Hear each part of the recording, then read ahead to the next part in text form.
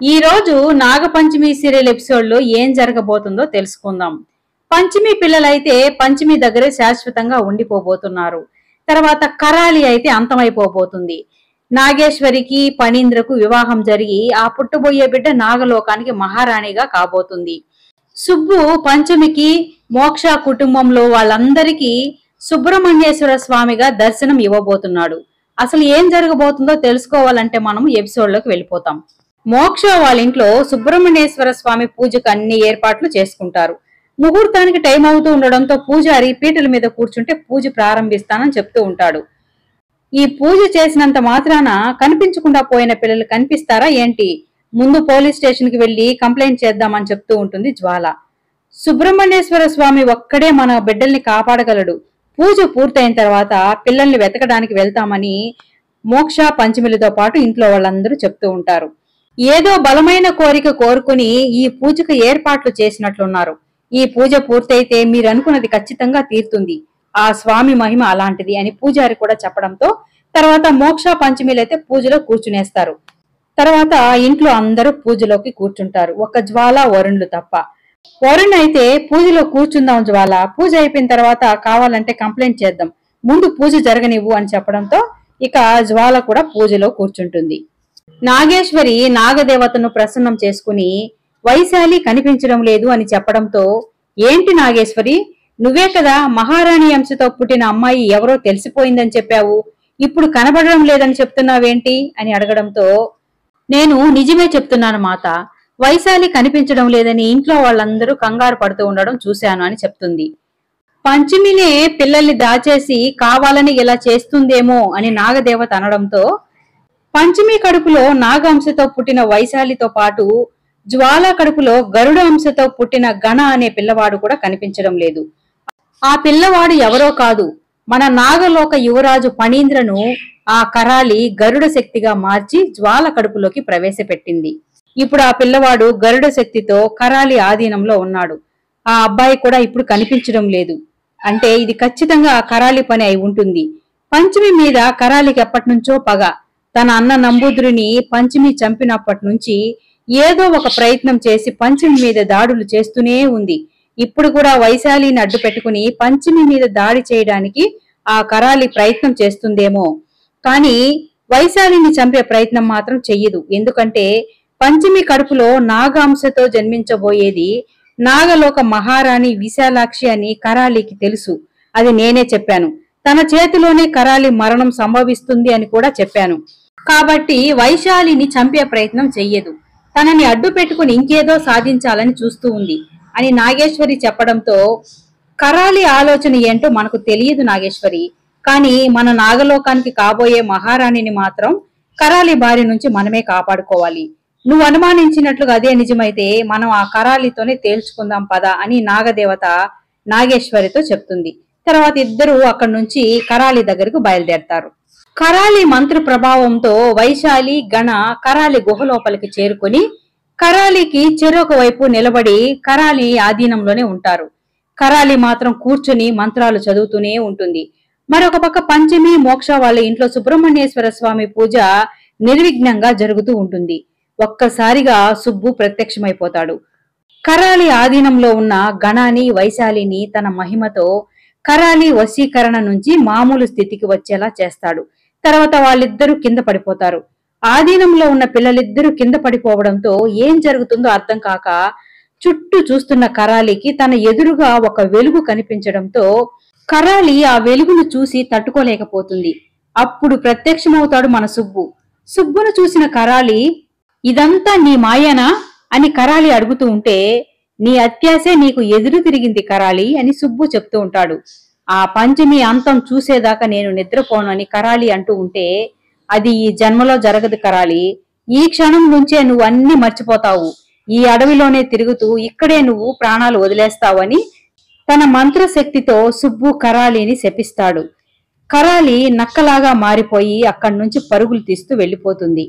తర్వాత కింద పడిపోయి ఉన్న వైశాలిని చూసి, విశాలాక్షి, నీ ఆత్మకు ముక్తిని ప్రసాదిస్తున్నాను అని చెప్పడంతో వైశాలి శరీరంలో నుంచి విశాలాక్షి ఆత్మ బయటికి రాగానే నీ ఆత్మను పరమాత్మలో కలిపేస్తున్నాను, ఇక్కడి నుంచి వెళ్ళిపో అని చెప్పడంతో విశాలాక్షి ఆత్మ అక్కడి నుంచి మాయమైపోతుంది.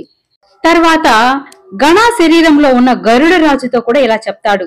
గరుడరాజా, ఫణీంద్ర శరీరంలో ఉన్న నీ శక్తిని వెనక్కి తీసుకుని వెళ్ళిపో అని చెప్పడంతో గరుడరాజు కూడా తన శక్తిని వెనక్కి తీసేసుకుంటాడు. తర్వాత ఫణీంద్రని చూసి, ఫణీంద్ర, నిన్ను క్షమిస్తున్నాను, నీకు యథాప్రకారం నాగశక్తులు వస్తాయి, నువ్వు మీ నాగలోకానికి వెళ్ళిపో అని చెప్పడంతో ఫణీంద్ర కూడా సుబ్బుకి దండం పెట్టి తర్వాత నాగలోకానికి వెళ్ళిపోతాడు. అంతలో అక్కడికి నాగేశ్వరి నాగదేవత ఇద్దరు వస్తారు. సుబ్బుని చూసి నాగదేవత నాగేశ్వరి ఇద్దరు నమస్కరిస్తారు.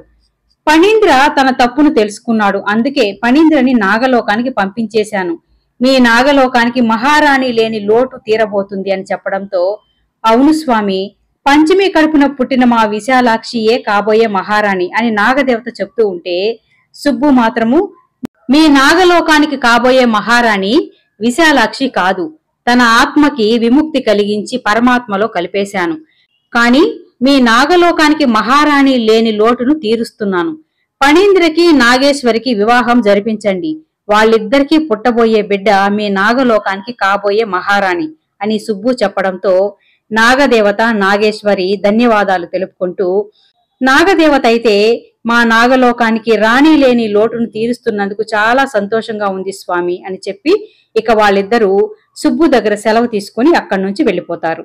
తర్వాత వైశాలికి గణకి స్పృహ వచ్చేలా చేస్తాడు. వాళ్ళిద్దరిని పేరు పెట్టి పిలిచేటప్పటికి స్పృహలోకి వచ్చిన వాళ్ళు సుబ్బుని చూసి, నువ్వు ఎవరు, మా పేరు నీకెలా తెలుసు, మేము అసలు ఇక్కడికి ఎలా వచ్చాము అని అడుగుతూ ఉంటారు. నా పేరు సుబ్బు, రండి ఇంటికి తీసుకెళ్తానని చెప్పి వాళ్ళిద్దరిని సుబ్బు వాళ్ళ ఇంటికి తీసుకెళ్తాడు. సుబ్రహ్మణ్యేశ్వర స్వామి పూజ పూర్తయివడంతో పూజారి ఇలా చెప్తూ ఉంటాడు, పూజ చాలా ఘనంగా జరిపించారు, ఆ స్వామి కరుణ మీకు తప్పకుండా ఉంటుంది, మీరు అనుకున్నది తప్పకుండా జరుగుతుంది అని చెప్పి పూజారి అక్కడి నుండి వెళ్ళిపోతాడు. మోక్ష మాత్రం, పూజ పూర్తి చేశామమ్మా, నేను చెప్పినట్లే నా భార్య పిల్లలతో కట్టు బట్టలతో ఈ ఇంట్లో నుంచి వెళ్ళిపోతాను అని మోక్ష చెప్పడంతో మీరెక్కడికి వెళ్తారు, ముందు నా కొడుకుని నాకు తెచ్చి ఇచ్చి తర్వాత ఎక్కడికైనా వెళ్ళండి అని జ్వాల అంటుంది. వైదేహి అయితే, ఏంటి జ్వాల ఆ మాటలు, వాళ్ళు కూడా బిడ్డని పోగొట్టుకున్న దుఃఖంలో ఉన్నారు, ఎవరూ ఎక్కడికి వెళ్లాల్సిన అవసరం లేదు, అందరూ ఇక్కడే ఉండండి, అందరం కలిసి పిల్లలు ఎక్కడున్నారో వెతుకుదామని చెప్తూ ఉంటుంది. అత్తయ్య, ఈ కష్టాలన్నింటికీ కారణం నేనే, నేను అనేదాన్ని మీ కుటుంబంలోకి రాకపోయి ఉంటే మీకిన్ని కష్టాలు ఉండేటివి కాదు, ఈ క్షణమే నా ప్రాణాలు తీసుకుని నా తనువు చాలిస్తానని పక్కనే ఉన్న అగ్నిగుండంలో అంటించుకోవడానికి ప్రయత్నం చేస్తూ ఉంటుంది. అంతలో సుబ్బు పిల్లల్ని తీసుకుని వచ్చి పంచమి అని పిలుస్తాడు. ఇంట్లో వాళ్ళందరూ పిల్లల్ని చూసి సంతోషపడతారు, తర్వాత ఆనందపడిపోతారు. పంచమి అయితే సుబ్బు దగ్గరికి వచ్చి, సుబ్బు, నువ్వు నా కోసమే పుట్టినట్లున్నావు సుబ్బు, నా కష్టాలు తీర్చడానికి ఆ భగవంతుడు నా కోసమే నిన్ను పుట్టించాడని చెప్తూ ఉంటుంది. పంచమి, నీ పిల్లల్ని ఎవరు ఏం చేయలేరు, ఎక్కడికి తీసుకెళ్లలేరు, నీ పిల్లలు నీతోనే ఉంటారు అని చెప్తూ, మీ ఇంటి గురించి నాకు ఒక కల వచ్చింది, మీ ఇంటికి చాలా పెద్ద శాపం ఉంది, ఆ శాపం పోగొట్టడానికి మీ ఇంట్లో పంచమి అడుగుపెట్టి ఆ శాపాన్ని పోగొట్టింది, ఆ తర్వాత మీరందరూ కలిసి సంతోషంగా ఉన్నారంట, ఇదే నాకొచ్చిన కల అని సుబ్బు చెప్పడంతో వైదేహి అయితే, చిన్నపిల్లవాడువైనా చాలా చక్కగా చెప్పావు సుబ్బు, నువ్వు చెప్పినట్లే నీ కలని మేము నిజం చేస్తాము, మేమందరము సంతోషంగా ఉంటామని చెప్తూ ఉంటుంది.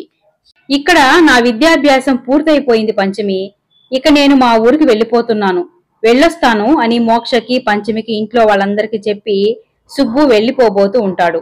మోక్ష పంచమితో ఇలా చెప్తూ ఉంటాడు, సుబ్బుని కొద్ది రోజులు మన ఇంట్లో ఉండమని చెప్పు పంచమి అని చెప్పడంతో పంచమి అయితే సుబ్బుని ఆగమని చెప్పి, నిన్ను చూడకుండా నేను ఉండలేను సుబ్బు, కొద్ది రోజులు నా దగ్గరే ఉండు అని అడుగుతూ ఉంటుంది. చాలా కాలంగా నేను ఇక్కడే ఉన్నాను పంచమి, నేను నీకు కనిపించకపోయిన అనుక్షణం నీతోనే ఉన్నాను, వెళ్ళొస్తాను అని చెప్పి పంచమి కళ్ళ ఎదుటే సుబ్బు మాయమైపోతాడు. ఆకాశంలో సుబ్రహ్మణ్య స్వామిలాగా దర్శనమిస్తాడు. అప్పుడు అర్థమవుతుంది పంచమికి సుబ్బు ఎవరు అని. సుబ్రహ్మణ్య స్వామియే తన దగ్గరకు వచ్చాడు అని అర్థం చేసుకుని, స్వామి, నా జన్మ ధన్యమైంది, ఆ శివయ్య నాకు తోడుగా మిమ్మల్ని ఇక్కడికి పంపించాడు, నా జీవితమంతా నీ నామస్మరణతోనే గడిపేస్తాను స్వామి అని పంచమి ఆనందంతో వేడుకుంటూ ఉంటుంది. అంతలో అందరూ బయటికి వచ్చి చూసేటప్పటికీ ఆశ్చర్యపోతారు. ఆకాశంలో సుబ్రహ్మణ్యేశ్వర స్వామి దర్శనం చూసి ఇక అందరూ స్వామిని వేడుకుంటూ చూస్తూ ఉండిపోతారు. ఇంతటితో ఈ సీరియల్ ని ముగించారు. కానీ ఈ సీరియల్ ని ఇంకా కొద్ది రోజులు పొడిగించి ఉంటే చాలా బాగుండేది.